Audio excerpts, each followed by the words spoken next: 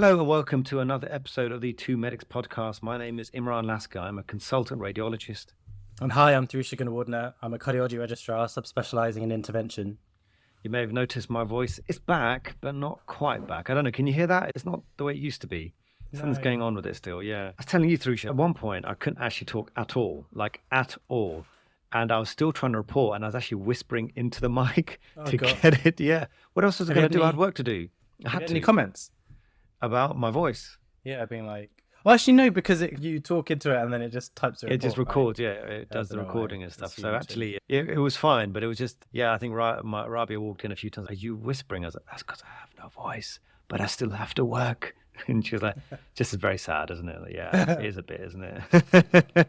I couldn't stop. But yeah, it was tough, man. I suddenly realized that, man, this is the moneymaker. Just ensure this voice. Yeah, I wonder how much me saying normal is actually worth these days. Yeah, fair enough. Normal, authorized. Yeah, how you been, Thrusha? Yeah, I've been all right. I've been okay. I've been trying to, like with the new year and stuff, just to get back into eating healthy and going to the gym. It's been really hard to kickstart that because there's just things that keep coming up in the way, about holidays. And... It's just food. Oh, yeah, food's got in the way. Oops. Oh, yeah, still mince pies and stuff still to eat. Starting tomorrow. Tomorrow. But I'm doing the London Marathon this year, so my training has started. I ran 8K yesterday, which is okay. And next week I'm doing 10K. I'm like, oh god, the whole extra 2K, the last 8K was horrible. Doing 1K is enough for me, mate. I don't know how you're doing this. So what I've decided was, so normally when I run, I listen to music, like I've got my kind of workout playlist. And it's just not enough anymore because like when you're running for ages, you just get, I don't know, I'm just skipping tracks and stuff. And so I thought, oh, this time around I'll listen to an audiobook. And I was like, I'm not sure if the tempo is going to be all right. But actually when it's dull, running is dull and repetitive, it actually wasn't that bad. And I don't know why I'd never really thought about doing it before. I wonder like if there are many people out there who listen to audiobooks whilst running it. The idea of it seems a bit wrong. I feel like I should be listening to something fast paced to keep me going. But actually it didn't really make that much of a difference. And I think I took stuff in. That's quite a good hack, no? It sounds like a decent hack that you got there. Yeah, the thing is that I find it, like last year, I was looking at the number of books I'd read. I say read in inverted commas because they're mainly audiobooks. And I got through about, I think, close to 50 books. And that's from my commute. That's because my commute is so long. But then I was in Waterstones today with Nils, and I was just thinking to myself, like, there's so much stuff out there that I'd like to read, that I'd just like to know. Like these days, like with all the stuff that's going on in the world, like with economics or even just understanding like history and stuff, or there's just so much interesting stuff out there. And I was just walking through Waterstones and looking at all these books and being like, oh my God, like I could spend a lifetime just in this store with all the books that are there at the moment, and I wouldn't be able to read everything. Like you're being like Belle from Beauty and the Beast, where the Beast opens a library. Look! I mean, that's genuinely the only time I've really ever get compared to Belle. This is your present. Yeah, there you go. Thanks, dude. Like I've been reading this book, actually. I don't know where they went into this kind of stuff, called Some Days Today. And do you remember that book we read called Storyworthy about the guy? He's written this book. Okay. And he talks a lot about productivity. And I guess I just listened to it because it was around. And it is interesting in that he does talk a lot about making use of every single minute almost, or like coupling jobs together. And I started taking that into consideration. For example, something silly like getting my coffee ready while his kettle's going or whatever. I'll empty the dishwasher. So that's what he talks about, and how to actually like couple jobs together when you've got like a spare moment, anyway? do something. No, normally I sit there on my phone. No way. Yeah, I just wait around. But then I started to try and think about how to make use of like dead time. Nowadays, actually, when I'm at work, when I say nowadays, over the last couple of weeks, when I'm at work, I'll carry my laptop around. So then that means when I'm in between things or someone hasn't turned up, I'll open the laptop, write a few lines of whatever I'm up to, or send a few emails, or make a few lecture slides. And then by the end of the day, quite a lot has been done. You're like, wow, it's been pretty good. Using the time that otherwise I'd be faffing around on Twitter or something. It's been interesting. And if anyone's interested in that book, he did a very good book called Storyworthy, which I learned a lot from. And then now he's done this one where he talks about this. But he's a bit extreme, by the way. Because one of the things he keeps talking about is ask your 100-year-old self, would you be okay with doing this? And I've mentioned it to Rabia, and she goes, do you really want to live like that, where you're constantly asking yourself, would your 100-year-old self be okay with what you're about to do? And then I thought, actually, maybe it does seem a bit extreme, but maybe that's not a terrible question to ask. Like about everything. Like, do I really want to watch Lord of the Rings again? Because that's like another 9 hours of my life gone. Does 100 Oh, I do itself see. in? I want to see it 9 hours and lose those 9 hours, or should I do something Yeah. else? You know what I mean? But then that's when it gets a bit extreme. Okay, I don't Yeah. know.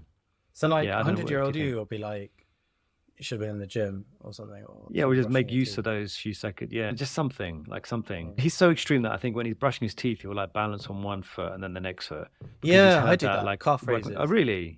Really? Okay, well, there you go. So maybe you are more like him than you realize. So worth reading that book if you're interested. Well, But extreme. Yeah, fair enough. yeah, I'm definitely not great at accomplishing loads of tasks and stuff. There are some things that I feel like I have to, like, for example, the running and listening to an audiobook, I feel like that's gaming the time. So, for example, when I'm getting ready in the morning and as the coffee machine's like pouring stuff, like I want a few things to be on at the same time, like doing it, but I'm definitely not. It's not in a kind of really productive way in my life, like making the coffee and heating the car up and getting my bag together. I want it to be in the things that I can't have. I don't have time over the control over the time of. I try to do other things in that time. I think so that's good, like man. I'm only start being like that now, almost. yeah, fair enough. It's Yeah, interesting. Yeah, I know what you mean. So today is yeah, like a kind of auspicious day, isn't it? So the ballot, the BMA ballots, like going out. That's something yeah. that we. Well, yeah. Yeah, there was a thread this week that I'd really recommend checking out because what Bethan, so you might have heard of her, Bethan John at Miss MS Bethan J. She's collated a whole load of tweets. She did it on the 2nd of January, if you want to look it up. And the first thread was at 9:29 in the evening.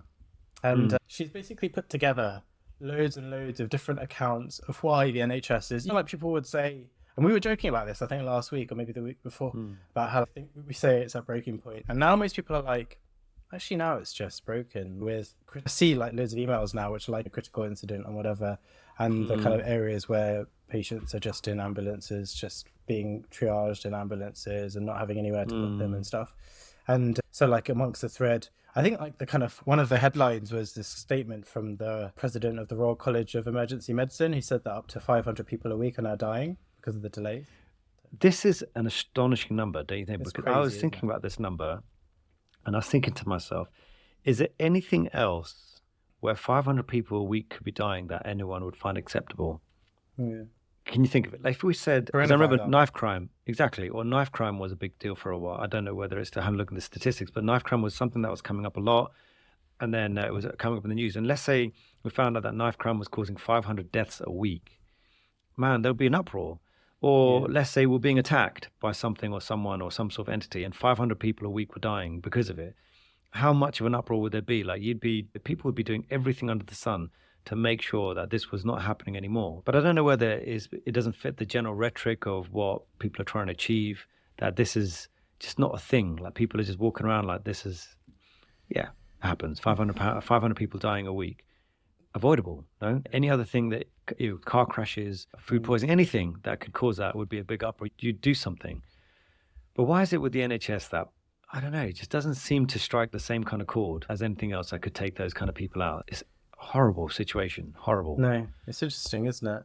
But in the thing that obviously is grabbing media attention are the strikes, because I guess it's just everywhere, isn't it? And all different types of, in the postal strike and the train strike and the nursing strike. So that seems to be in the public conscience. But it's amazing that, like, every time you read the stuff about this, they're like, extremists of this group. Oh, yeah. Extremists. Oh, really? So you're talking about extremists of the train drivers, extremists of the ambulance, the paramedics, extremists of the nurses, extremists of the doctors, extremists of the post. So somehow They're all everyone's key become workers, extreme. you're too, Yeah, I saw everyone's something. become extreme except you. So is that one of those situations where if everyone's annoying, maybe you're the one that's annoying? You know what I mean? Like that sort of situation. Like at what point do we just say, yeah, I don't know, man, maybe everyone else has got a point here. If everyone in the room is getting upset with you and now everyone else is extreme, maybe you're the one that's doing something that's a little bit off. And I love some of the headlines that have come out, and especially I think I just tweeted one now. Did you see this? Where they've asked Rishi Sunak straight up, do you have a private GP? What do you think? Genuinely, Thrush, what do you think? Do you think he's the kind of person to turn up to the NHS and use their services? Because he can't be. I can't quite if he turns picture up him. and doesn't notice a problem. Can you picture him in the NHS waiting room, just sat there, just looking through like an old magazine, like old Reader's Digest from like 2016, like flicking through it like whilst he's waiting, like in the waiting room, and he's like a box of like children's toys that are all broken with parts missing, like in the corner. Yeah, Just can't picture me. I can't see. It's not going to happen. It's not going to happen. And this is what I've said before. Like, I don't think that people are making decisions that affect their lives. They can't be, because they wouldn't do that. If he knew how hard it is to get a GP appointment when you're unwell, how long it takes to go to A&E and wait in there, or how long it takes an ambulance to arrive, then surely you'd do something about it. And that's because he himself does not rely. I'm speculating. So, Rishi, if you do come after me, fair enough. Like, I probably deserve it. But I'm speculating that you don't rely on any of the services that you're making big decisions on. None of them. And no one that you're associated with, no one that you hang around with, no one that you remotely know or care about is dependent on those services that you're making big decisions about. And that's why it's so easy for someone like yourself to talk about someone surviving on £18,000 a year, to do what you've done to the A&E, to do what you've done to all of these things. I just find it a little bit. I love when those questions come up and how much he squirms and tries to get out of it. And he's not even doing a particularly good job of it, squirming out of it. Yeah. Yes, is that the key? Because you get people who are like, oh, we don't care about what he uses because in actual fact, if he's using private services, then that's helpful to the NHS. But that's like almost, I feel like there's a point to that makes sense. But what you're talking about is investment, and it is like a moral investment in like an ability to empathize with the process. This is something, it's much easier to make it seem like an talk about. I saw there was a kind of email, I think it was from like a Tory MP, what's his name, Philip someone, and he was like saying, oh, like the government don't control the NHS. The problem with the NHS are NHS managers, a lot of whom are useless, is what he said in this email. And I'm being like, wow, like what a thing to say, like how's that? That's like and it's easy to make pot shots and stuff like that if that's something that you're just so far removed from the process that you just make up rubbish. Yeah, it's a strange set of affairs. Like the very people that are making decisions don't rely on these things, and so they're so easy for them to be like, oh. And that's the thing, like as well, wasn't it on that interview? He was saying something like, they said, oh, can you live on £18,000 a year? And then he kind of avoid the subject. We need to give him a sense of purpose or something like this. And he's like, stop talking about this. Just stop. I don't want to hear about anything else. Just the conversation straightforward. Pay people. That's all it is. Yeah. And you don't need appreciation in a capitalist society and all the rest of it. The way you appreciate and reward people for the work they do is by paying them. Yeah. That's it. There's nothing else. Just purely because I'm obviously like a really pedantic person. Just like on a purely pedantic basis, how annoying it is to watch like an interview and to have someone ask a question and then the person just not really answer it, just say other stuff. I get really annoyed. I'm like, why don't you just answer the question? Even if you're like, I know that this is a I don't know, it just seems like really odd. Like they just seem to say this kind of rehearsed answer that's something else, and you're like, just answer the question. Just answer it. Just have some balls. Or just, I don't know, it just seems like they literally are so worried about every single soundbite. And I don't know why you're so worried. Look at what all of your mates have gotten away with. Look what you've gotten away with. Like Boris Johnson and like Jennifer, a Curie person, and they're having parties during lockdown and whatever. And, you know, I was looking at some figures like Boris Johnson in the last year made like over £1 million and like from different kind of avenue streams. These guys are they're raking it in. Where are the consequences really? And so what is the big deal? You say, yeah, I do use private stuff. What's going to happen to you? You're still going to be you're still going to be like one of the richest people in the UK. Like, why do you have to? It must be so uncomfortable for them, like sitting there and being like, we're speaking English to one another, but they're saying some stuff, regardless of what they say. I'm just going to say my own thing. Like, how to have the temerity to have a conversation? How can you like sit opposite someone and just be like, no, I'm just going to say this other stuff? I don't know. It's weird. I know. Could you imagine them being on a game show? This is the $1 million question, and you will be a millionaire if you do answer this question. And then ask the question, they just start answering all the other stuff. The game shows. I'm sorry, but what are you talking about? I've asked a very straightforward question, but you know what? Like I do relate to it on some level. In that when I was doing my consultant interview, they did surprise me with a question that I did not expect, and I must have just garbled on about something completely different. I can't remember what I was talking about. And you could just see they were like, oh, great, he doesn't have an answer for this.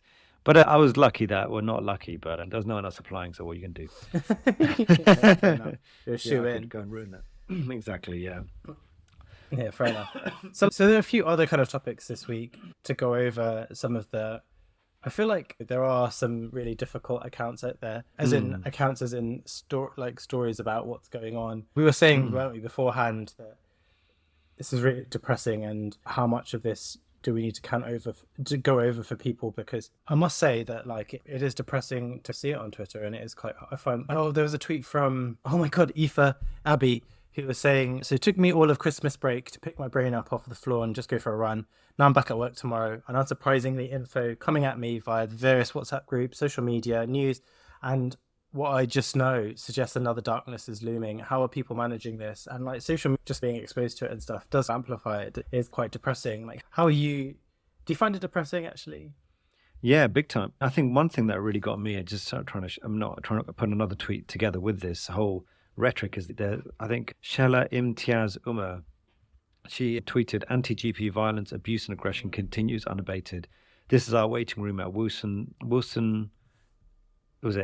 Saint Surgery? Yesterday, after a patient trashed it, negative media narrative, anti-GP rhetoric, unrelenting demand, and unrealistic expectations leads to this level of violence. Where will it end? And it's that kind of thing that does get you worried, doesn't it? That there was a time when you'd probably be quite proud to say that you are a doctor and you work in the NHS. But now you've almost started to feel like, maybe I don't want to say that, just in case someone punches me in the face or something, because is this the level of violence that can happen? We're talking about extremes, but all you need one extreme thing to happen to you, and then you're injured, you're hurt. And so it is very tough to see what could happen to people and the level of danger that this kind of rhetoric can have to people who can't see the bigger picture, because sometimes all you do is get, this is good and this is bad, and then they'll believe it. So we're jokingly saying that a lot of the papers will be talking about, extremists in here and extremists there, resulting in these strikes. But some people are going to genuinely read that and believe it. And then they're going to think that, well, you know what? I'm going to take action. I'm going to do something about it. Yeah. There was a really good thread from Peter Neville, which I think summed it up. So it's at Pete Neville 65. And he goes, for those who don't understand what is up with the NHS, here's a thread for you that might help. I'm a consultant physician working as a doctor in the NHS in Yorkshire and Wales for 32 years now. I've experienced the NHS at its best 2008. That's pretty much when we were starting, so I feel like that's a bad omen. And its worst 2022. Because over the last 15 years, we've seen a relentless increase in demand, both in primary and care and in hospital care. This has been absolutely predictable by social statisticians for decades, and it's based on the fact our elderly are surviving much longer. Our elderly use a very large percentage of NHS resources, unsurprisingly, because they're more prone to disease, frailty and dementia. They need more social care and hospital care as they get older, and they are living longer. Immigrants, by the way, use much less care. Over this period, NHS funding has, broadly speaking, risen over 1 to 2% over inflation. If NHS funding increases with inflation yet demand increases, then clearly spend per person will drop. Demand has increased considerably above 2%, which is why the NHS is failing to manage it. Secondly, the NHS is not responsible for social or community care. When elderly folk come into hospital, they decondition very quickly and require physio and OTs to get back on their feet. Often a care package is required, sometimes even a care home place. This is the responsibility of the local council to sort out, but council funding has been cut and social workers are dealing with huge caseloads, so there are big delays. And we can't send the patient safely home until their care package is sorted out. So they wait, and they sit on hospital beds waiting, often bored and frustrated. About 33% of hospital beds are filled with fit-for-discharge patients. UK hospitals can do nothing about this. We are effectively working on 66% capacity, which is one of the reasons that A&E is rammed. So what do I do when my emergency take ward rounds? I'm seeing patients in chairs in corridors, back of ambulances. There's little privacy and dignity is impaired. We all do our best, but it's a poor environment, and this has been much worse over the last 5 years. No self-respecting doctor or nurse enjoys working in this environment. No care worker likes to deliver poor care. Salaries were frozen for 7 years of austerity and have never caught up since. Doctors and nurses now leave university with large debts to pay. One of the biggest perks of the job was the NHS pension. In 2015, this was rearranged to save money and ensure people have to work longer. It was not done well, and this has led to some facing bizarrely massive tax bills. 5-figure sums are common. If the pension is no longer an incentive to remain working in the NHS, then medical and nursing staff can leave the NHS and do agency work. It pays a much higher rate, and you can work as much or as little as you want. It gives you control back, very attractive for parents. So lots of folk are leaving the NHS to do agency or locum work. Once this happens, we have a tipping point. There are lots of vacancies in the NHS that have to be filled by agency nurses who cost much more to employ. There are agency fees as well. Those of us are left working in jobs with constant colleague absences, so we must work harder, often covering extra shifts at short notice because we have to. And there's a moral pressure to cover on-call gaps because the service cannot be allowed to collapse. We're all so tired. And then it goes on. So these tweets are from January the 2nd. Definitely I recommend taking in the thread because it's just comprehensive and thoughtful kind of account of what the situation is. There's lots to it, isn't there? And I think one of the problems that we have trying to convey the issues with the NHS is that unfortunately the answer is really complicated. Like when I find that when you look at like talking heads, like Conservative voters or whatever, they're like, oh, like the NHS is a money pit. And I find, and like there isn't like a really simple answer to how to deal with that, other than there are lots of important reasons why I think that the NHS should be properly funded, right? If you have a well-funded healthcare system, then you have a kind of well workforce, less people taking time off work to care for kind of sick relatives. There are lots of things, but if they're not simple answers, right? And I think that's one of the issues. This may be a bit of an odd thing for me to say, because obviously I half jokingly be follow the money, Imran kind of thing. But at some point you have to be a bit like, what's the point on any of this? What's the point in what? No, as in getting more power, getting more money if you can't be healthy. Like that's actually more important than anything, regardless of like how much time off work and stuff like that. And the thing is, like when you look at other countries where you've got these countries, I think it's like Norway or something, maybe someone can correct me, but they've got big investment funds. I think they made a lot of money from oil, and they've been investing quite heavily into different industries. But because of that, like the entire population has got a minimum amount of money that they're entitled to, and they get like a minimum amount of money to look after themselves, and they're quite well looked after. And when you look at countries like the Middle East, for example, like when you look at the Emiratis and what kind of things they're entitled to because of Emirati, it's just incredible. They get like free healthcare, funeral paid for, schooling, all that stuff is just paid for by the state. And it just makes you think to yourself like, okay, fine, it may cost a lot of money, fine, I don't know, maybe the NHS is a money pit. But when you talk about people's lives and like just general happiness and being healthy, that should really mean more than anything, shouldn't it, really? I've said this before on other podcasts and stuff as well, like where at some point you've got to try and make a decision to look after your own health, because if you don't look after your own health and you start worrying about everyone else and all that kind of stuff, you're putting yourself into some really difficult places. You really need to be there. And you know, when there's no one else who will look after yourself more than you, really. And it's a shame that I know that there's all this funding and stuff, but then just generally speaking, the healthcare of the entire population should be the utmost importance, nothing else. Nothing else really, regardless of if it costs a lot, it costs a lot. That's what it is. Fine, whatever. That's what you got to do. But unfortunately, I just think that a lot of people, or the entire population, is quite distracted by things that are far more entertaining than worrying about 500 deaths a week, lack of healthcare, ambulances that are not getting to people, because it only matters when it matters. Does that make sense? It only suddenly becomes a problem when it affects you directly. Otherwise, you're too busy watching, I don't know, Cristiano Ronaldo going to Saudi and complaining about what's he doing with his life, making 200 million a year. 200 million a year is what he's going to be pulling in, and then that's becomes the big conversation, when actually it should be bigger topics like this. No? Yeah. I think someone jokingly said something about that's part of the bigger thing. They keep you entertained for as long as possible, so while bigger decisions like this are happening in the background, but you're too busy watching a football being kicked around. I just think that, look, I think for a doctor's point of view, like if no one else is going to stand up for it, it should be us. And obviously we don't know what we don't 100% know what's going to happen. But one would hope we do go through with these strikes and are very, very focused on what we're asking for. Not even asking for anything, demanding anything. But then Thrusha, this is what we were saying earlier. What happens next? We strike and then what? Strike again and then what? I heard recently, wasn't with the train strike, the government backed down and they're like, okay, we'll go back and we'll go into talks. And I think it will make a difference. I think it will. But you're saying if it doesn't. Hope so. Yeah. I think it will make a difference. It has to. If it doesn't, what happens to the profession? Bank. That's what everyone goes on bank straight away.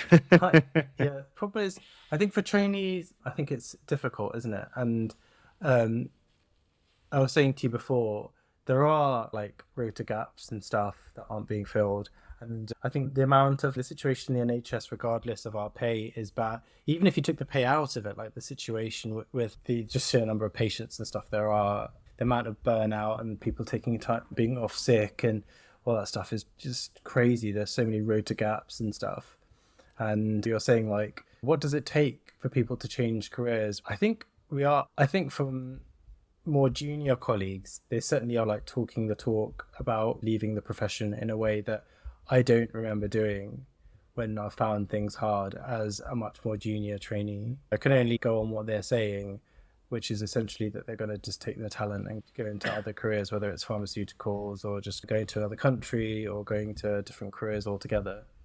So where does it go if the strikes don't achieve our goals? That'd be pretty depressing. I don't have a kind of very positive answer. I think Shivani came out with a really good tweet, which I think does relate to this. And she says that she was discussing with a good friend and a colleague. It makes a lot of sense. She's sharing it. Medical school applications are designed to favor high achievers, type A personality types, people with perfectionist traits, high standards. And then oh God, you know what? I don't relate to any of these things. Am I a type A personality? Maybe I am. Anyway. So. Yeah, I don't think I'm a perfectionist. I don't think I've got particularly high standards. Anyway, fine. In a way that perpetuates these traits, highlighting the need for attention to detail, hypervigilance, the consequence of misdiagnosis, etc., without building any resilience, how to deal with uncertainty, etc. And then you graduate and parachute into clinical environment where the standards you strive for, the standards that make you feel like you've done a good job for the patient, the role that gives you satisfaction you crave, are simply unachievable. They're often unachievable in my junior doc years. Every weekend, yeah, fine. I left with low moods and like you had done a bad job, yeah. Anyway, so the point is, like, she is talking about how and so this is a very good tweet. I encourage anyone to read it. It was December the 30th by Shivani Misra. And she's basically talking about the kind of caliber of people that we bring into this job. And then the kind of, yeah, as if you get, let's say, this is probably extreme, like you get like someone who's really good at football and then you put them through the academy. And then you take them out and give them the worst football boots and like a flat football. Go for it. Score the goals. Do it. And you go, why are they not scoring the goals? I've trained them for so long. I made them the best they could be. I'm not saying like you're the best that you could be, but certainly like on paper, the kind of caliber of people that are coming in. You're a very gifted bunch, having worked with some of you guys. But then in that, I would say, and something to touch on something earlier, is that I do wonder about our own personalities. Like how much of, like if you're to make a percentage of your personality, how much of that personality is being a doctor? Because if it's a huge, let's say 80% of your personality, then yes, I understand why leaving the job may be a really big deal. But I do wonder whether that may be an unhealthy thing to be as a part, such a big part of your personality. Because if you are as clever and all that, you have got some serious skills, mate. Time to go. No. The way I like to see it, and the way to figure out like how much of a person's personality is if you go to their Twitter bio and you see what they start with. So let's go to don't start. Mine's Doc Lasker. So Three Chicken Wonders. So Three Chicken Wonder, and it starts as cardiologist, and then it goes start Dr. Lillian Erin. So first I put cardiologist, then I put dad, and then I put husband third, and I put BMJ media intern. What's in my last calculus? Let's do that one. Mine is not even my account. It's a what would you call it? So it's radiologist, and you've even got the two like. Yeah. So what does that say about us? What does that say about us, babe? But I've said this before. Like if radiology didn't give me the things I want in terms of lifestyle and stuff, I'm out. I'm done. It doesn't bother me. I'm done. I'm out. Yeah. Well, serious. I don't know. Seriously, I would look into. I've got a few friends in pharmaceuticals. One of them we used to go to uni with. Actually, I'll definitely talk to him. Otherwise, I do what I'm always doing, like starting businesses or something. Yeah, do something like that. I'll probably start another business, try something like that. Or just become an influencer. I'm already there. Yeah, that's true. Do more TikToks. I'm joking. Yeah, do more TikToks. But I just think that if for whatever reason I had to leave, I don't think it'd be that big a deal. But then maybe that's the stage I'm at because I finished. Maybe that's why. Yeah. Is that why I'm more comfortable to leave? Do you think because you made it and it's harder? You could have made it. And so then you're like... No, but I'm saying, like, is it easier to leave at the end than it is to leave in the middle? I've done that at ST2, ST1. As I left, kind of stuck with feeling like a failure or something. Yeah, like I've got, if you leave at ST2, you can't even go to another country and be like, hey man, I'm an ST2. You've got to start all over again. Oh, I see. But if you leave at this stage and go somewhere else, then you're going in as a consultant. So it's slightly easier to do things. Or even if you jump industry, you go in as a consultant. So they'll be like, okay, you clearly know but they assume you clearly know what you're talking about. They assume you know what you're talking about. And therefore, you must be good at what you do. And then they pay you accordingly. I don't know, maybe that makes it easier. Maybe that does make it easier. But I'm just saying that we should be, like, if things don't go well, some of you genuinely, like, speaking to some of you guys taking referral stuff, you guys are so smart. You must feel like, are you wasted doing this? Like, maybe you'd be happier doing something else. Go get rich. Go do something else. I don't know. Yeah, fair enough. It's a compliment in a way, I'm trying to say. Yeah. Yeah, fair enough. I feel like we have to talk about Andrew Tate because that was so hilarious. Yeah, okay. stuff. What do you So- want to say about Andrew Tate? What Go do I on want to then. say? Go So on. basically, Tate, free he's- Tate, go oh, on. Jesus. No, but he went after Greta Thunberg, and if you come at the king, you best not miss. And so, like, randomly, like, completely unprovoked, he like atted her, basically, like talking about all the cars that he had or whatever. And I just think it's really, I think it's hilarious. I thought it was hilarious that she came back with, "Oh, you can forward your," because he was talking about how he'd like forward all the details of his. It just seemed like a really random thing to do. Like, So he it's did like cars and how much like exhaust, basically implying that you got so many cars. emissions. Take that environment, yeah, kind of thing. Yeah, isn't it? exactly. And it's Yeah. like me saying, "Oh, I really love meat. Let me find like someone who's written like a vegan handbook and stuff, and send them like my meal plan for like last week or something." It's just like really uncalled for, really random. And he's obviously doing it for some clout. And then she just replied with essentially like the kind of social media version of saying your mum, which is just send it to this email, which is like small dick energy, right? And I think, I mean, it's not actually that super funny a reply. And there are some people who are like, "Oh, it's a bit toxic to talk about small willies and whatever." And I'm like, this is this guy who's like randomly decided to joke about something that's obviously really important to her and to lots and lots of people just because, for clout. And so she's just come back at something that obviously is going to be quite important to someone whose whole shtick is about being a man and masculinity and stuff. And so literally going for the small dick thing is just almost chef's kiss, like beautiful. Anyway, but the thing is, the thing that kind of really got me about this and just gave me so much joy is that it's this subsequent replies, because it takes me back to boys' school. And when like someone just gets taken down with one comment, and then there's the crowd justice, like where not crowd justice, but like where that person tries to come back from it, and nobody's letting you come back from it. They're like, "No, that's not good enough to come back from this small dick thing." And so, for example, he did this like video where he's like in this bathrobe and he shows his nipple briefly, and he's, I don't know, trying to make it like funny in a different way, like implying that the small dick thing was a reference to her. And that was a kind of, "I know you are, but what am I?" type reply. And then someone replied to that video going, "I know where you should send an email on this topic." And it was just like, oh, and it just kept coming. And so then I went to see, and he's gone on private. It says it's limited. Oh, is it? It's gone. I didn't know that. Gone, Okay. mate. But the thing about Tate, I think like he is such a massive, like, he appeals to a very certain demographic of people, especially with some of the kind of quite out there things he says. And I think for those people, regardless of what Greta Thunberg replies, they'll always support whatever he says. And she might come with a smart reply, but his supporters will be like, I'm still on Tate's side. Yeah, I just sure. don't think this guy is all about, he's playing the social media game to another level that no one's ever seen before. And I can't help but this is very calculated. And like, I'm sure we all see that he got done on the reply, but his supporters will not. And it looks like there's 2-something million of them. Yeah. Actually, I do follow him because he's quite funny, but the thing is, like, they are so many people that will support whatever he says, whatever he does. He'll go after anyone and they'll just go for it. It doesn't matter. But It just gives him, and him going for a girl that is pro environment. There's a whole load of his cohort that are like anti, from what I understand, anti all of those things. They love it. It's just playing up to his crowd, no? yeah, the thing is though, I think the type of people that do go for it, I think is a kind of disillusion. Like, I picture in my head, I don't know about you, but I picture a kind of youngish, angry, incel white dude. And in my head, I picture them being the kind of dudes they're dangerous. They're the ones that go and like shoot up schools and stuff. And so I find it scary.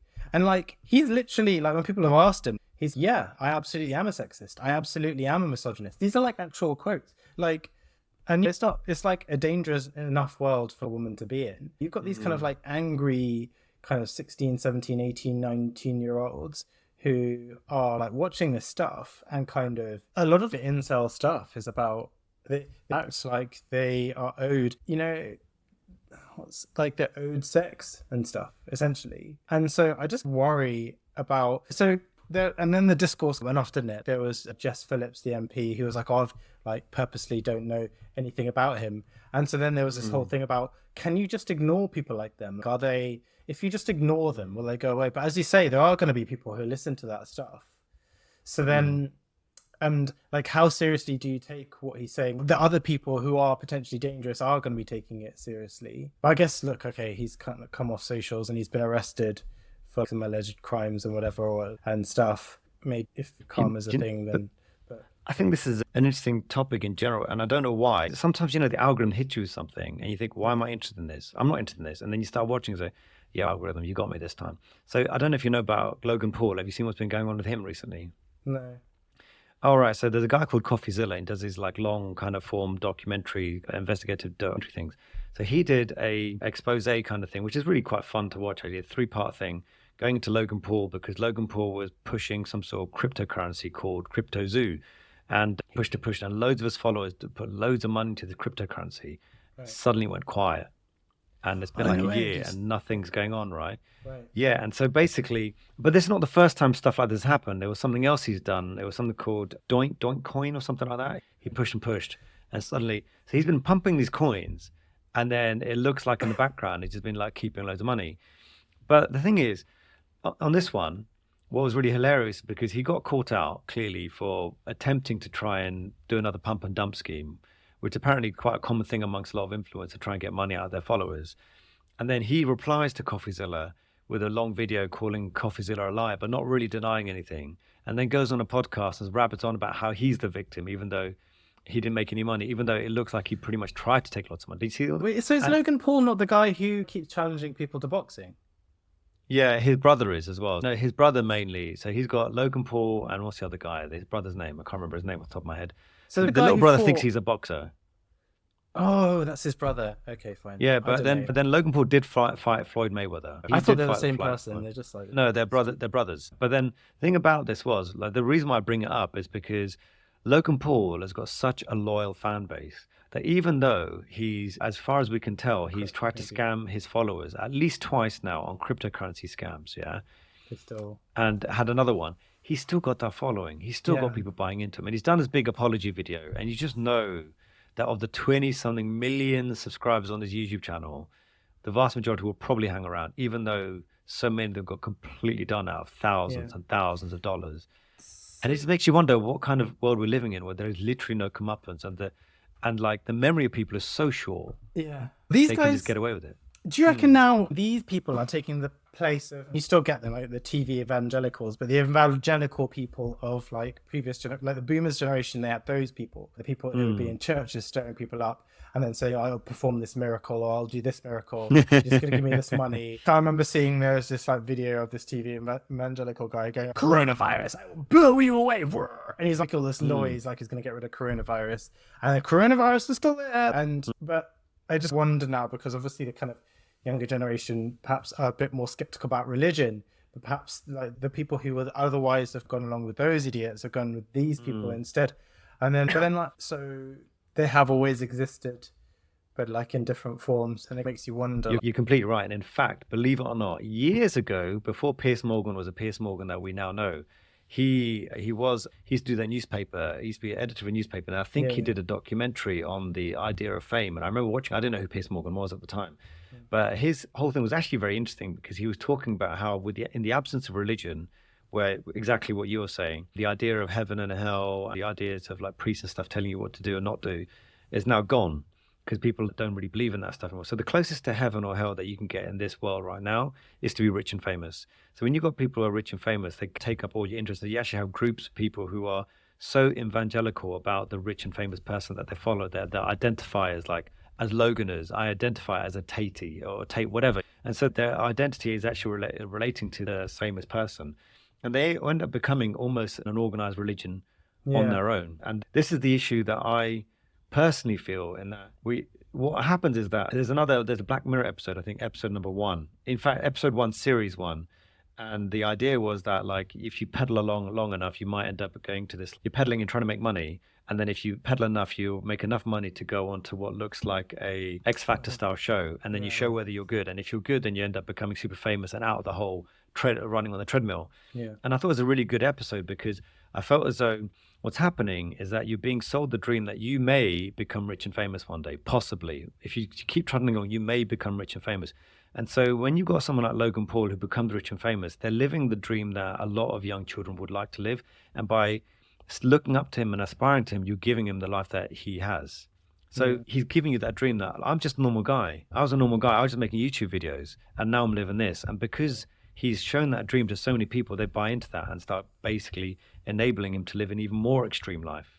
And I think the same thing with Tate, in that he will keep talking about how he's going to pull you out the matrix, pull you out the matrix. Look at me, I'm out the matrix. And by doing that, he's funding himself to be even further away. So this guy's not poor. At last I looked, he's £310 million. If that's true, I don't know.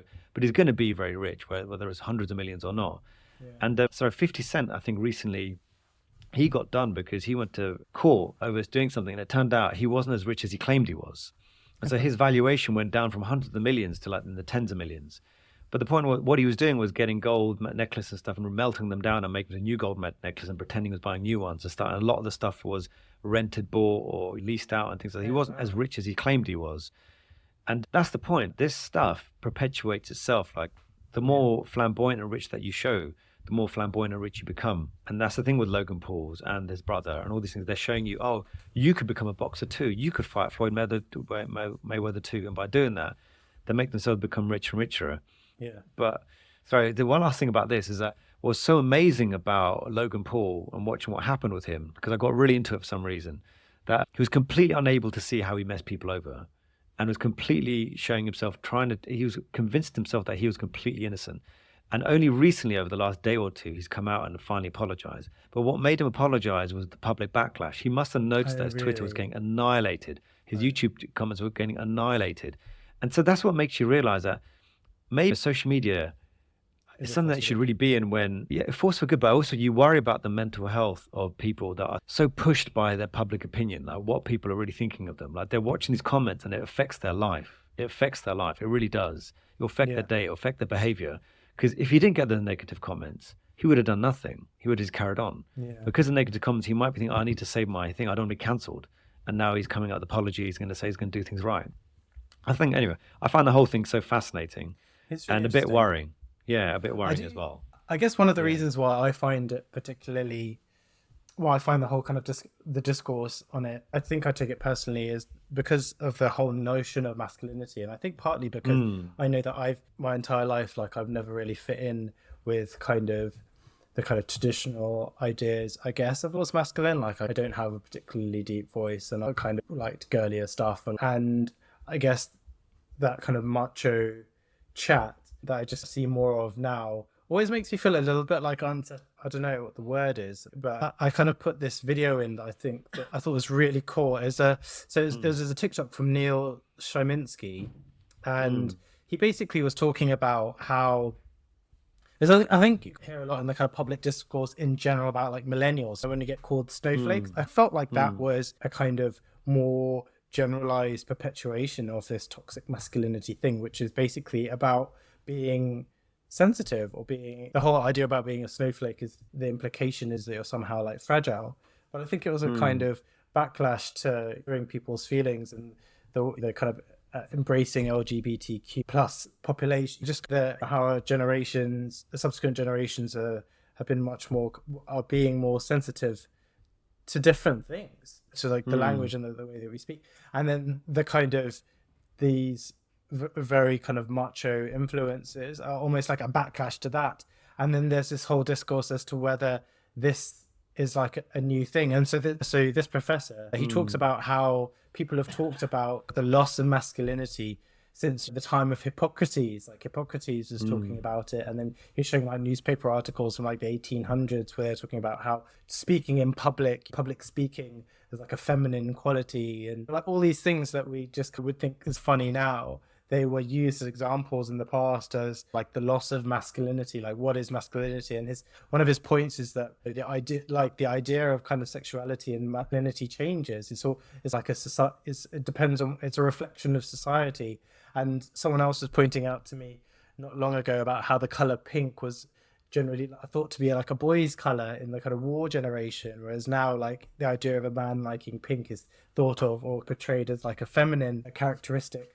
And he used this really great example of like how or why generations do that. Why they go, oh, back in my day, men were men were. Though, yeah, one of the things I see so much of like the Gammon generation is where they do pictures of like men in like Normandy, and that's men from then, and then they have a picture of a dude now, and it'll be like with a fancy haircut and like tattoos. Like, that's a man now. They get painted, whereas then they were going and dying or something, and that's better. That's more manly. And he used this kind of like baseball example, which I thought was really cool. He said that like people say that, or like people say with like football, or like football was best at this time. Like for my generation, a lot of people say that R9, the Brazilian Ronaldo is the best Ronaldo ever. Whereas like people from this generation will be like Messi, Lionel Messi or Cristiano Ronaldo, they're the best ever. And people from the generation before that might be like George Best or Pele or Maradona. And then he says, people will do that. And it's interesting. And when you look back, often people will they'll look at their heroes when they were like 12, 13, 14. And that's roughly the age at which you start to question your heroes. You question your parent. You realize that you're kind of like your father, your parent figures were fallible. And you start to see their flaws. And before 9, 10, 11, your heroes are just like perfect. You don't really consider them as a person. And so beyond that, though, you start to consider their flaws. And so therefore, as you get older, you look at people more critically, and they can never live up to that kind of like 10-year-old's perspective. And when you put it that way, you're actually like, oh, this is just a natural kind of like cycle of life. And maybe I shouldn't be like shouting at kids and stuff and new things because I mean, it's interesting because it came up in that I think we stuck in that, or you stuck in this tweet about his was it his Tinder profile? There's a Tinder it's a dude dating is so easy for me, just pick one of hundreds of nice guys, trademark on the app. What's on the app? Gavin. So Gavin, who's 18 years old, this app fuels the female egotistical and narcissistic nature by giving them the selfie culture and buffet of, I'm not even going to say that, to choose from. This in turn transfers most of you women into picky beep with beep attitudes. Some of you on here have nothing to offer but your depreciating looks and pre-owned beeps. If you're on this, swipe right. If you're on this, swipe right. If you're not on this, swipe right. And the thing is, first off, he's 18. Okay, so he's 18, and I just think that this is what I was trying to get into with Logan Paul on some level, in that people are growing up on these apps and growing up on social media, and they're too heavily influenced by the comments of other people. And I just worry about maybe just not be, like you, mate, don't be saying stuff like, you're going to feel differently in about a year to 2 years' time. Like, you're going to say all this stuff. I've heard people say stuff like this, but they never feel like that later on, especially when they actually finally meet someone nice and things are going great. But they'll be like embarrassed to saying something like this. Don't put stuff like this out there. It'll go back and haunt you. And that's why I think that sometimes, man. But then again, this 18-year-old guy is the kind of person he's looking up to be able to say stuff like that, no? But like, you just know it. And he's emboldened by that. Yeah, sure. Yeah. But it's just interesting to think when my daughter's 18 and like sharing a classroom or whatever, like with this person who beeped it out, but he was talking about women with pre-owned vaginas. Like, what a way to talk about them, like a complete objects. And so with that level of kind of like to dehumanize them in that way, we know that kind of language, it gives you an idea of like their thought process and how they regard them. And then it just makes you think, oh, this he's a danger, isn't he? Like that kind of attitude. He's a danger. But clearly encouraged by what seems to be quite a large cohort of people out there at the moment. I don't know what it's being fueled by. It's interesting. Not interesting. Scary, maybe. Yeah. And there's a good reply to it that says, give my regards to the Rat Prince. And that's what they called him. I think that was based on his profile picture. I can't say. Maybe. Oh, ouch. Maybe. Yeah, maybe. Splinter King or whatever it was from that Turtles TV show back in the day. Sorry, moving on back into medicine. Sorry, there was one tweet that hit me. Again, money. What does it cost a junior doctor to complete the exams needed to become a consultant? Medical specialties 2,227, surgical specialties 3,529, GP 1,546. Pediatrics 2,023, obs and gobs 1,609, radiology 1,343. What? We're the cheapest. Wow. Okay, emergency medicine 1,925, psychiatry 1,579. I bet you I was probably multiples of that because I failed so many times. But anyway, moving on. Expensive business, isn't it? So it's most expensive to do surgery. Then after that, it's medicine, then pediatrics, then obs and then emergency medicine. Then I balk because I'm like, you guys should be making You should be making emergency medicine and GP. You should be paying them to do those exams. You should be. You need them. You need them so bad. Yeah, so You should true. not be. Look, you're like charging someone to do A&E nearly 2K to do that. You're charging them for the privilege of sending them into a meat grinder, mate. I've got to say, surgical. I did not know surgical specialties cost that much. 3,529. I think it's because it's crazy, You're isn't gone. it? That's because they have to do like a surgical skills course, a closing up course. They probably have to do like. But my point is, I did not know it cost that much. And so you're telling me to do surgery, it not only costs you money, like actual money, it also costs you so much time. Yeah, But the no, number of it's mates I've had who stuck around late to do a surgical thing or turn up on the weekend where they're not meant to be because some sort of procedure's happened. Like, you just lost time and now And it seems money. you're losing money too? Yeah, it's Wow. 3K. I'm Yeah, sorry. respect. You can't sell that to me. There's never going to happen. I was like, Yeah. no way. No way. Yeah. Why on earth would you do that? I rate anyone that does. Well, speaking of You no really way, like it. no Yeah. way. So like Anna Mitchell, she was talking about job plans, right? Well, you're quoting And- that band, aren't you? What was it called? Vanilla? No way, no way. Do you remember that? Phenomenal. Never mind, don't worry Yeah, I about remember that. it. Yeah, that's Also, it. That's Anna the one. Mitchell. You Yeah, do I know remember. it. I You do, yeah. joker, pretending you didn't. What? You're not Dead all real Linkin about? Park. I liked Girls Aloud. Talking about. It's, Mate, I went to Girls Aloud in concert. There you go. No Mate, way. there. Yeah. I Who went was to your the favourite? concert. Who's your favorite? Come on, it was always going to be Cheryl. Was it? Yeah, at the time, I was, yeah. Oh, R.I.P., man. Sarah Harding, isn't it? Yeah, she was my favorite. Yeah, gosh. She was- Really? Yeah. Anyway, so Anna Mitchell, endocrinologist, nice person. She was talking though about it was a response to Bella Rossetti, who had talked about how difficult it was to get time with consultants to supervise you doing procedures. So she quoted a post from Junior Doctors UK that said, "What skills are SHOs being taught? I'm seriously starting to worry about the de-skilling of SHO grade doctors now. Not that it's their fault at all, but I may be just being unreasonable in my expectations. I've repeatedly found IMT2 grades not being able to do lumbar punctures, acidic taps, removing drains, and bleeding, removing central lines. Bleeding, removing central lines, and removing drains sound, oh my gosh, that's crazy. Like, just taking them out by taking blood out of lines, Jesus. I had to do a vas cath removal for a non-resident on-call reg, as none of his juniors could do it. Is this the shape of training now? I'm really sorry if it is. This is not your fault, and I fully hate it. And then people were talking about Anna Mitchell. She'd said, in our job plans, there isn't really any kind of time that's set aside for like training. So if I do, that's going to be time out of that's unpaid. I'll be doing my work later in the evening. And it was interesting because then people would be like coming back with saying it's the future of the profession, you need to be doing that for the sake of the future of the profession, which is fun because often those are the same kind of people who are saying when junior doctors are staying late to do stuff, they should be paid more to do that. And it's just interesting. I thought the kind of the It change is in interesting stuff. because when you're like a senior reg, you'd hang around to help out and teach and stuff, all this kind of thing. But something does happen when you're a consultant, and I don't know whether it's encouraged by the environment that you're in or maybe just the environment that I've seen so far, is that suddenly consultant time feels like very precious time. It suddenly feels precious, or the way they make you feel it to be precious, because I've seen the situation where, yeah, it is, genuinely, I'm not joking. They'll be like, oh, we need to do more checking of this. And they'll be like, okay, but where's that in my job plan?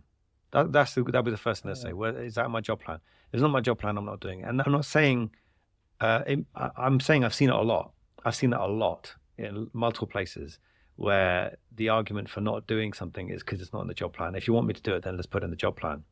So something must happen at some point when you're a reg and become a consultant, you start to view time differently, or how much time you're giving into things, I think. And because you can see it here, the person's talking about that we're not given time in our job plan to do it. From the hospital's point of view, they're not interested in that. They want consultants to do consultant work, which is to do, I don't know, clinics and surgeries, and report scans. Like, it doesn't help them for you to go off and teach people. They want you to do that work. So the only people who are going to pay you to do any teaching is going to be the Health Education England or like the colleges and stuff. It's going to be Health Education England. But even then, like, it's not as though there's money flying around. So you're not going to really get that much back for it. And there's only so many sessions that can go around to all the consultants. You'll find that maybe one consultant might have allocated time to do teaching, and so therefore they'll turn up and do it. But then everyone else is doing it out of the goodness of their heart. They're doing it at all. And I don't know what happens, like why that suddenly shifts. Because it's a shame, isn't it? You're saying, you are talking about the future of the profession, But there'll be a fair few people out there saying, it's not my job to do that. If you pay me to do it, then I'll go do it. Or if I'm interested in doing it, then I'll do it. Yeah, but if I'm not, and I'm not getting paid for it, then why am I doing it? That's the kind of arguments I could imagine and have seen come about when it comes to this. And it's just, I think it is a sad state of affairs that there's not more emphasis put on, but also the valuation of everyone's time. Yeah, Everyone's time. Because you're talking about trainees as well, right? We just talked about surgeons coming in after work to do more surgery and on weekends to do more surgery. That's them valuing I don't know. It's two different ways to look at it. They're valuing their own time so much that they're willing to put in their own time to go do it, but it's also not valuing their time enough to go do something for free, because that's what they're doing. They're devaluing themselves by doing that. It did make me think, though, like when I was looking at that and the talk of job plans and how it never really seemed to be something I'd really thought much about. And I don't know if that's something you have to get like a crash course in when you're applying for. No, I'll tell you now. I'll tell you now exactly how it works. I'll tell you in 5 minutes. Oh, wait. Okay, I had a few questions. So let me give you some of the answers I got so far. So I said, where do you all look for guidance on what a good job plan is? And is there anything in it that's specifically for training, like for being an educational supervisor?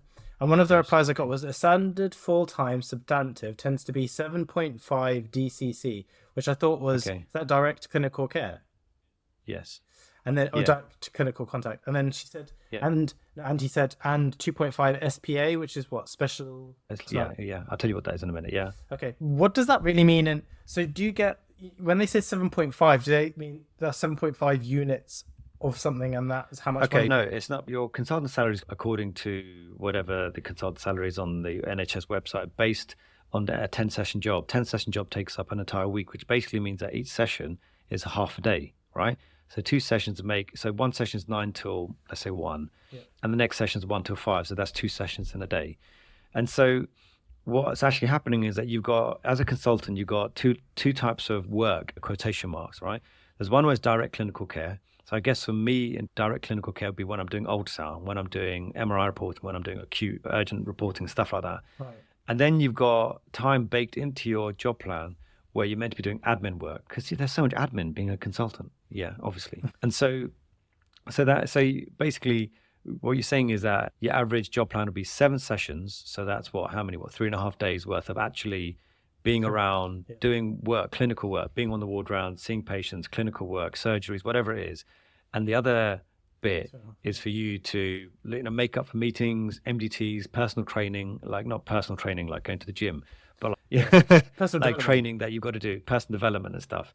Yeah. Now, allegedly, the SBA time may or may not be spent doing that. It may or may be spent doing whatever things you may be interested in. Yeah. Yes. I've got follow-up questions. So then, do you get people who have job plans which is like 9 DCC and 1 SPA? Mate, you get 10. No. So you want to have your standard amount of SPA time. So you don't want to be getting less than anyone else, unless you really care about doing lots and lots of DCC, which is direct clinical care. So generally speaking, what some people do will increase their job plan to be like 11 session, 12 session, 13 session. I've seen 14 session job plans, and I'll explain how they do that in the end. Yeah, go on. Oh, yeah. So 14, but that would mean. So how does that work in terms of the hours then? Yeah. Exactly. So then you are allowed, it depends on the trust, but you can put up to 3 sessions in a day.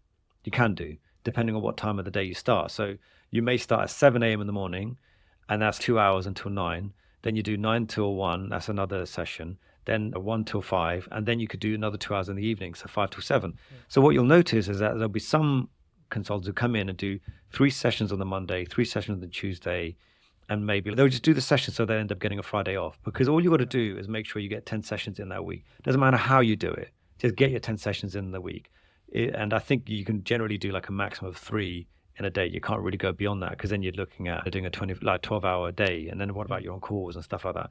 So that's why you will notice why some consultants aren't always around, because they've done their job plans so that they've got more hours put in on some days than others. And some consultants are doing 10-session jobs. Some people are doing 5-session jobs, depending on how much they really want to work, like how much do they really want to do. And that becomes a negotiation between you and your clinical director and your department. So when you're going for a job, it will say something like, this is a 10-session job plus on-call or something. Yeah. So then you go and you discuss with them like, okay, this is how I'm going to do it. So just someone with a 14, what's the word? 14 session. Session job, Yeah, then will they get paid 1.4 times by a person who's done a 10-session job? Yes. I see. And okay. Yeah. All right, fine. So there's a few ways of making money, right? If you like, okay, so a few ways of making money. So either you do a 10 session job and then you do a whole load of extra work, as in extra lists, right? Right. Fine, you go do that. The other way to do it is by increasing the number of sessions that you do. So it'd be 12 PA job, a 13 PA job, 14 PA job. And the 14 PA job or 12 PA job may not necessarily be direct clinical care. It may be what you're talking about, education supervisor role. Okay. So let's say you got a 10 session job and you take an education supervisor role and you got 2 trainees. That gives you a 0.25 session or something, which means that you get a little bit more money at the end of the year. But then people will take management roles, MDT leads. I don't know, whatever, when you see like all the labels that someone's got at the end of the name, they're this lead, they're that lead, they're this lead. They're usually getting time back for that. So even though they've got a 10 session job on paper, as in they're turning up to work the same number of times anyone else is, they've got these other roles that will give them more time back and therefore more money at the end. I'm not saying their motivation for doing those extra things is money, but I'm just saying that they are compensated for the extra things that they do. For example, with education supervisor role that I have, I get 0.25, which means that it's well within everyone's right for me to do teaching every single week, isn't it? Because they're paying for me to do teaching every week, stuff like that. But then again, it's like compensation of the time that you're putting in. And how do you, yeah, it does. So like, how do you negotiate that when you're getting a job? So like, when you apply for a job, do they say, this job will be 12 SPAs done, and that's it? There's no leeway on it or whatever? Or is that like a negotiation? Where does that happen? So, does it happen after the interview, before the interview, during the interview? Like, when you're applying to the job, it usually will say this is a 10 session job. So next time you look, you will see it'll be like 10 session job. This is what this is going to be, right?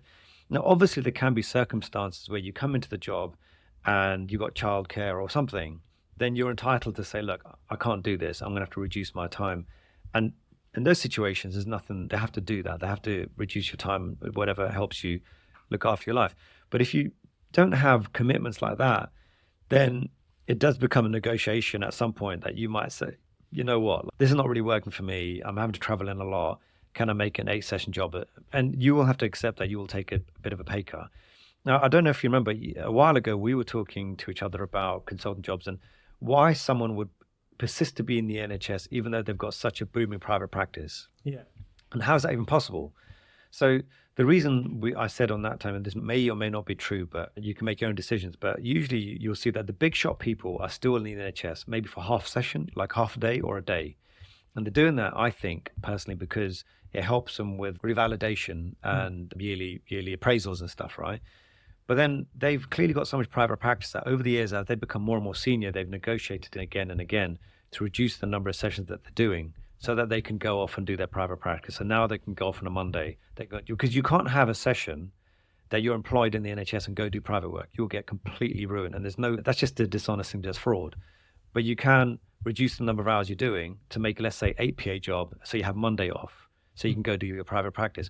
Or you can make, so you got an 8 PA job, but then you couple in a 3 session job on Wednesday, Thursday, and you got Tuesday off as well, which means that you can do private practice on Monday, Tuesday. So it just depends on the balance of how much NHS pay you want versus private practice, if that's what you're into.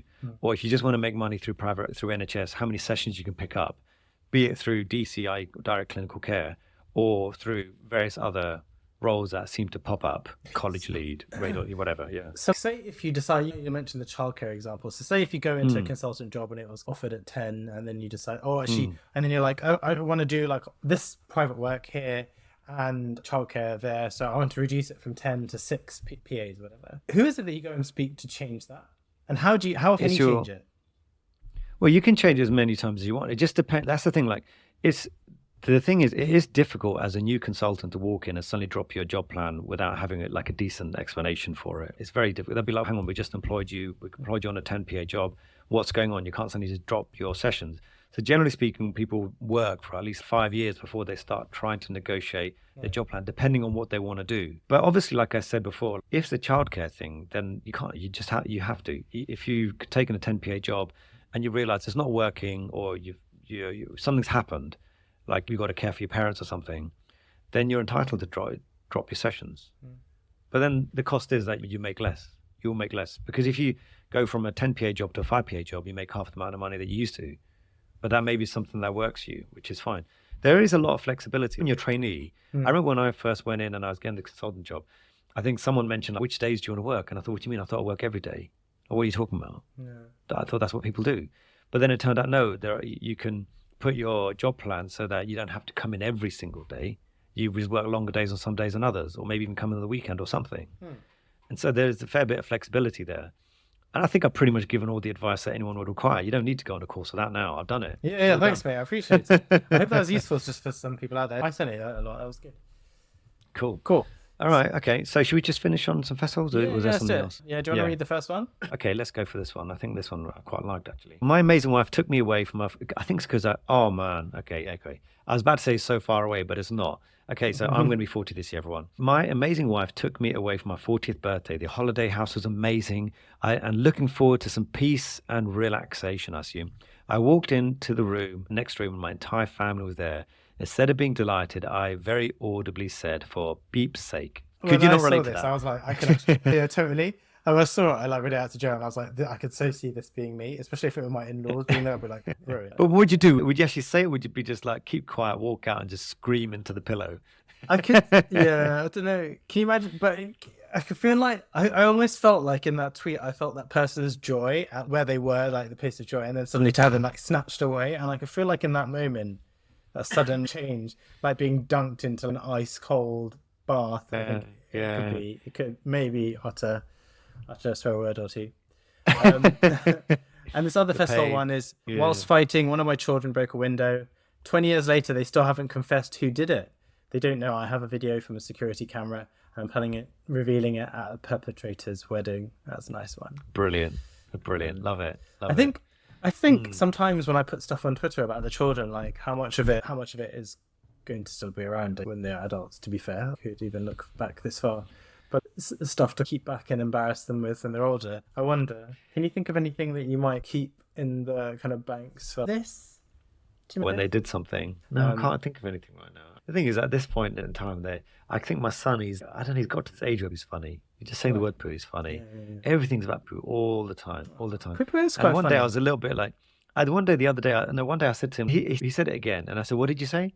And I think because I changed the tone of my voice, he went, cuckoo? Oh. I said, cuckoo. I was like, no, you didn't. He goes, I did say cuckoo, Dad. Yeah, I did say cuckoo. And I was like, all right, fine, whatever. It's a little hot. At least you're trying to get out of it. It's fine. It's all good. I've got a kind of recording of. Do you remember what I told you, didn't I? Like Lil was singing when Dartha died, which is a song. Oh God, yeah, that's hilarious. And it being dead. Yeah. And I think I'm gonna keep that. I feel like that's gonna come back. That's gonna come back in a big way to embarrass her. I feel like that would be. Play it at wedding day, isn't it? Yeah, exactly. Well, hopefully our relationship will be better by then. I'll be like, but it wasn't always this good. And I'll throw back to this. I'll tell you something. The other day I was playing with my kids. And then I was just trying to be like, let's do something quickly. So I said, okay, we've got 5 minutes to build a house. And I said, what for? Out of the pillows. And I was like, I don't know. There's a big storm coming. We're going to build this house. We've got to get safe, right? So we'll quickly build this house, and you can hear the timer going. And then it was literally about to run out of time. So I shoved my son in. And then I got my daughter and put her in. And I put the lid on. And my daughter goes, what about you? I said, don't worry about me. And she ran out to give me a hug. I said, no, I'm not leaving you behind. And then the alarm went off and the storm would come. And I thought, that's quite cute. My son didn't care. So you took from that. That's him. He's like, I'm good. You guys just go for it. The storm's come. Yeah. You guys are done. I'm all right. He's already making plans. So what we're gonna do with the space? What am I gonna do with that space over there? Like, he's making like interior design. And she's like, I just looked at him and thought, okay, at least I know. Fine. Cool. That's sweet. All right, man. I'll speak later this week then, yeah? All right, yeah. Thanks for listening. Everyone have a great week. Yeah. Speak to you guys soon. Vote. Should to vote. All right, bye. Do it. Let's do it.